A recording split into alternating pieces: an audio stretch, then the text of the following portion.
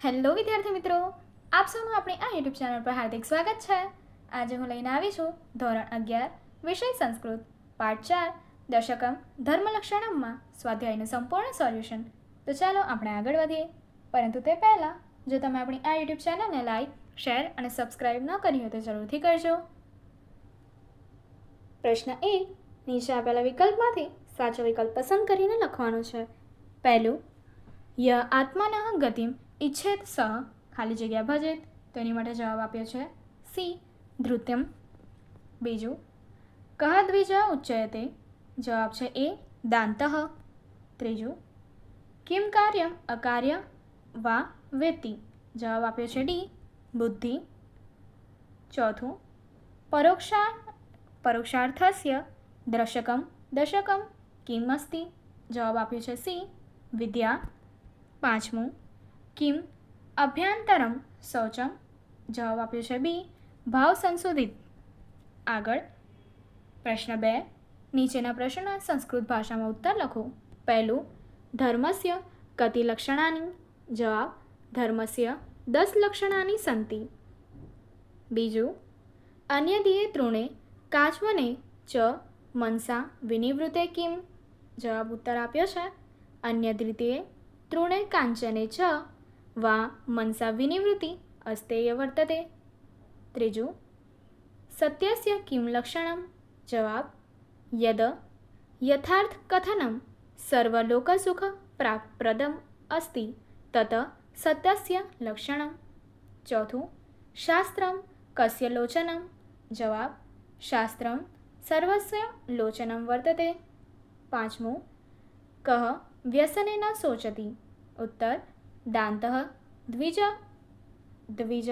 વ્યસને ન શોચતી. પ્રશ્ન 3.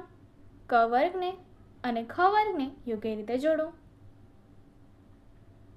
તો જોઈએ પહેલું શૌચમ, તો એની માટે આપ્યું છે બીજું દ્વિવિધમ, ત્યારબાદ બીજું આપ્યું છે ધૃતિ, તો એની માટે આપ્યું છે ચોથું નાપ્નોતિ વિક્રિયામ, ત્રીજું આપ્યું છે ધી, તો એની માટે આપ્યું છે પહેલું પ્રવૃત્તિ ચ નિવૃત્તિ ચ વ્યક્તિ, ત્યારબાદ આપ્યું છે સત્યમ, તો એની માટે આપ્યું છે પાંચમું યથાર્થ કથનમ અને પાંચમું અસ્તેયમ, તો જવાબ આપ્યું છે ત્રીજું મનસા વિનિવૃત્તિ. આગળ પ્રશ્ન 4. નીચેના પ્રશ્નના માતૃભાષામાં ઉત્તર લખો. પહેલું, ક્ષમાશીલ વ્યક્તિ શા માટે સુરક્ષિત છે, જવાબ ક્ષમાશીલ વ્યક્તિના હાથમાં ક્ષમારૂપી તલવાર છે, એટલે દુષ્ટ માણસ તેને કોઈ પણ પ્રકારનું નુકસાન પહોંચાડી શકતો નથી, તે ક્ષમાના શસ્ત્રથી સુરક્ષિત રહે છે. બીજું, શાસ્ત્રને શા માટે લોચન કહ્યું છે, જવાબ લોચન એટલે આંખ, શાસ્ત્ર એટલે વિદ્યા, વિદ્યા અનેક સંશયોને દૂર કરે છે અને આંખોથી ઓઝલ રહેલી વસ્તુનું એટલે કે અર્થનું દર્શન કરાવનાર છે, એટલે જ તેને લોચન કહ્યું છે. ત્રીજું, ક્રોધને શા માટે છોડવો જોઈએ, જવાબ મનુષ્ય જીવનમાં ક્રોધ એવો વિકાર છે કે તે બધું હરી લે છે અને કહેવાય છે કે તેનાથી પાણીનું માટલું પણ સુકાઈ જાય છે, આ કારણે ક્રોધનો ત્યાગ કરવો જોઈએ.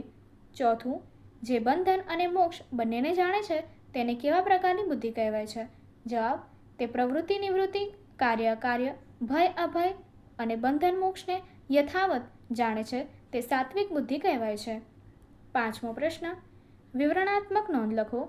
પહેલું આપ્યું છે ઇન્દ્રિય નિગ્રહ, તો ઇન્દ્રિયાણામ નિગ્રહ, ઇન્દ્રિયોનું દમન શ્રોત, ત્વચા, ચક્ષુ, જીહ્વા અને પ્રાણ એ 5 જ્ઞાનેન્દ્રિયો છે. તેને દ્વાર કહે છે કેમ કે શબ્દ, સ્પર્શ, રૂપ, રસ અને ગંધ એ 5 વિષયો આ 5 દ્વારો દ્વારા અંદર પ્રવેશે છે. વિષયોના પ્રભાવથી જીવાત્મા કામનાઓમાં ફસાય છે અને દુઃખી થાય છે. આથી સુખી થવા માટે પહેલા દ્વારરૂપી 5 ઇન્દ્રિયો પર વિજય મેળવવો આવશ્યક છે. જે ધર્મપથનો પ્રવાસી આ 5 ઇન્દ્રિયોને અંકુશમાં લાવે છે, તેનો નિગ્રહ કરે છે, તેને જીતેન્દ્રિય કહે છે. બીજું છે શૌચામ, સ્વચ્છતા કે શુદ્ધિ. મનુષ્યો બાહ્ય શુદ્ધિઓ તો રોજ કરે છે, પણ અંદરની શુદ્ધિ પણ એટલી જ જરૂરી છે. આંતરિક શુદ્ધિ એટલે એ વિચારોની, ભાવનાની શુદ્ધતા. વળી અન્ય પ્રત્યે કોઈ પણ પ્રકારનો દુર્ભાવનો ત્યાગ કરવો તે પણ અભ્યંતર શુદ્ધિ છે. વ્યક્તિ જો અંદરથી શુદ્ધ ન હોય તો તેની ભક્તિ નિરર્થક છે. ત્રીજું ધ્રુતિ, ધૃતિ એટલે ધીરજ. જે જીવાત્મા ધર્મપથનો પ્રવાસી છે તેને ધૃતિ વગર ચાલે નહીં. સાચું કહેવાયું છે કે હરિનો માર્ગ છે શુરાનો નહીં, કાયરનું કામ જોને. ધર્મ અથવા કર્તવ્યનો માર્ગ અત્યંત કઠિન અને ડગલે ને પગલે પરીક્ષા કરનારો છે. આવા સંજોગોમાં જો જીવાત્મા ધૈર્ય ખોઈ બેસે તો તેની માટે આ માર્ગે ચાલવું અસંભવ બની જાય છે. ધર્મનું આ પ્રથમ લક્ષણ છે. તેથી જ કહ્યું છે કે ધીરજના ફળ મીઠા. પ્રશ્ન 6. ધર્મના 10 લક્ષણો વિશે સમીક્ષાત્મક નોંધ લખો. ઉત્તર: મનુષ્યમાં ધર્મના 10 લક્ષણો ગણાવ્યા છે. આના દ્વાર ધર્મ શબ્દના અનેક અર્થ થાય છે. પહેલું, શાસ્ત્ર વિહિત આચાર. બીજું, શાસ્ત્રનો સિદ્ધાંત. ત્રીજું, નૈતિક કર્તવ્ય. ચોથું, ન્યાય. પાંચમું, પ્રકૃતિ કે ચરિત્ર. મનુસ્મૃતિ ધર્મના 10 લક્ષણો વર્ણવતા કહે છે કે તમને અહીં પંક્તિ આપી છે. પંક્તિનો અર્થ એ થાય છે કે અર્થાત ધૃતિ ધીરજ, ક્ષમા દમ ઇન્દ્રિયોનું દમન, અચૌર્ય શુદ્ધિ ઇન્દ્રિયો પરનો કાબુ, બુદ્ધિ વિદ્યા, સત્ય ક્રોધ ન કરવું તે ધર્મના આ 10 લક્ષણો છે. પહેલું, ધૃતિ એટલે ધીરજ, સંતોષ. જે સુખ દુઃખમાં પણ સંભાવ રાખે તેને ધૈર્યવાન કહે છે. બીજું, ક્ષમા એટલે અન્યએ અપકાર કર્યો હોય છતાં તેનો તિરસ્કાર ન કરવો પરંતુ તેને ક્ષમા કરીને ઉપકાર કરવો. ત્રીજું, દમ એટલે મન ઉપર કાબુ.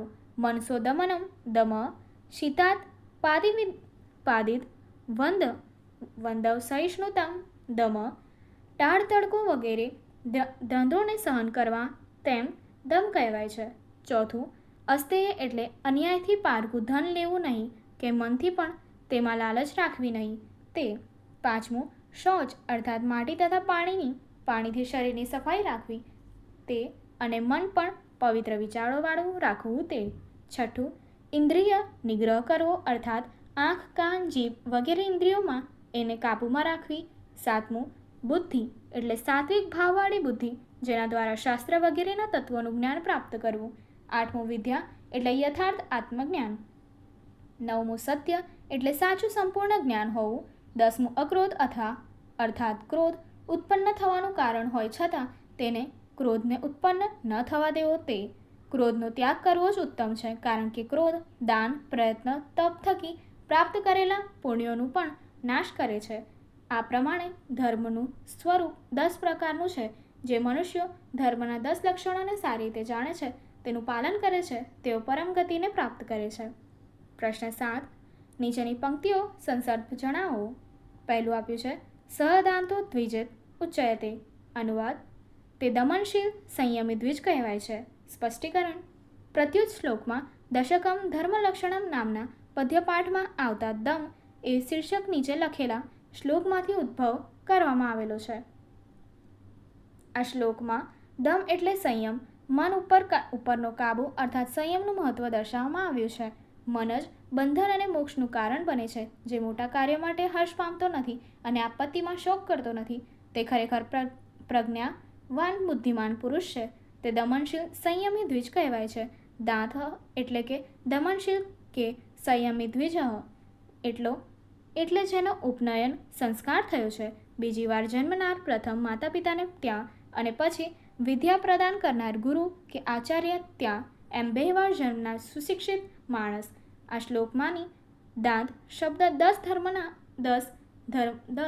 ધર્મલક્ષણોમાંના દમ એટલે લક્ષણ પ્રત્યે નિર્દેશ કરે છે અને તે દ્વિજ એ નામ વિશેષ્યના વિશેષણ તરીકે પ્રયોજાયેલ છે. બીજું આપ્યું છે ન ઇષ્યતિ ગ્લાયતિ વાસ વિજ્ઞેય જીતેન્દ્રિય. અનુવાદ: જે હર્ષ પામતો નથી કે જ્ઞાની પામતો નથી, કંટાળતો નથી તેને ઇન્દ્રિય વિજેતા જાણવો. સ્પષ્ટીકરણ: પ્રસ્તુત શ્લોકમાં દશકમ ધર્મલક્ષણમ નામના પદપાઠમાંથી આવતા ઇન્દ્રિય નિગ્રહ એ શીર્ષક નીચે લખેલા શ્લોકમાંથી લેવામાં આવ્યો છે. આ શ્લોકાર્થ જે શ્લોકનો ઉત્તરાર્થ છે તેમાં આ પ્રમાણેનું કહેલું છે: જે માણસ સાંભળીને સ્પર્શીને જોઈને ભોગવીને અને સૂંઘીને હર્ષ પામતો નથી કે ગ્લાનિ પામતો નથી, કંટાળતો નથી તેને ઇન્દ્રિય વિજેતા જાણવું. શ્રોત, ત્વચા, ચક્ષુ, જીહ્વા અને ઘ્રાણ એ 5 ઇન્દ્રિયો છે. તેનો દ્વારો કહે છે કેમ કે શબ્દ, સ્પર્શ, રૂપ, રસ અને ગંધ એ 5 વિષયો આ 5 દ્વારો દ્વારા અંદર પ્રવેશે છે. વિષયોના પ્રભાવથી મનુષ્ય કામનાઓમાં ફસાય છે અને દુઃખી થાય છે. આથી સુખી થવા માટે પ્રથમ દ્વારરૂપી પાંચી ઇન્દ્રિય પર વિજય મેળવવો આવશ્યક છે. એ જે આધ્યાત્મ પથિક આ 5 ઇન્દ્રિયોને અંકુશમાં લાવે છે, તેનો નિગ્રહ કરે છે, તે જીતેન્દ્રિય છે. જીતેન્દ્રિય વ્યક્તિને હર્ષ કે ગ્લાનિ કશું જ હોતું નથી. તે દરેક સ્થિતિમાં સમભાવે જ રહે છે. ત્રીજું આપ્યું છે તસ્માત ક્રોધ વિવર્જયતે. અનુવાદ: તેથી ક્રોધને છોડી દેવો જોઈએ. સ્પષ્ટીકરણ: પ્રસ્તુત શ્લોકાર્થમાં દશકમ ધર્મલક્ષણમ નામના પદ્યપાઠમાં આવતા અક્રોધ એ શીર્ષક નીચે લખેલા શ્લોકનો અંશ છે. આ શ્લોકાંશને જે શ્લોકમાંથી ઉદ્ભવ કરાયેલ છે તેમાં આમ કહેલું છે કે જે તપ કરે છે, પરિશ્રમ કરે છે, જે પ્રયત્ન કરે છે અને જે દાન આપે છે તેનું ક્રોધ બધું હરી લે છે. માટે ક્રોધનો ત્યાગ કરવો જોઈએ. અમુક વસ્તુ મેળવવા તપ કે પરિશ્રમ કરનાર, તે વસ્તુ મેળવવા કોશિશ કરનાર અને દાનમાં સઘળું આપી દેનાર સજ્જન માનવી પણ ક્રોધને લીધે જાત જાતની વિલક્ષણ ક્રિયાઓ કરે છે. પછી તે ક્રોધ બધું હરી પણ લે છે. તેથી એવા ક્રોધનો ત્યાગ કરવો જોઈએ. માયાવીને માફક ક્રિયાઓ કરનાર ક્રોધ સર્વહારી પણ બને છે. એટલે કે ક્રોધનો ત્યાગ કરવો યોગ્ય છે. પાણીના માટલા સૂકવી નાખનાર ક્રોધરૂપી શક્તિશાળી ભૂતનો ત્યાગ મનુષ્યને માટે હિતકારી છે. પ્રશ્ન 8. શ્લોકસ્ય પૂર્તિ વિધેયા. તમારે અહીં શ્લોક પૂર્તિ કરવાની છે. પહેલું આપ્યું છે ધૃતિ ક્ષમા લક્ષણમ, તો એની પંક્તિ તમને અહીં આપી દેવામાં આવી છે. ત્યારબાદ બીજું ક્ષમા ખંડઃ, ત્યાંથી શામ્યતિ, તેની માટેની શ્લોક પૂર્તિ તમને અહીં આપી દેવામાં આવી છે. ત્યારબાદ ત્રીજું અનેક સંશયોચ્છેદતિથી લઈને એવ સ, એની માટેની પણ શ્લોક પૂર્તિ તમને અહીં આપી દેવામાં આવેલી છે. આગળની એક્ટિવિટી જોવા માટે અહીં આપેલી એન્ડ સ્ક્રીન પર ક્લિક કરો. Thank you.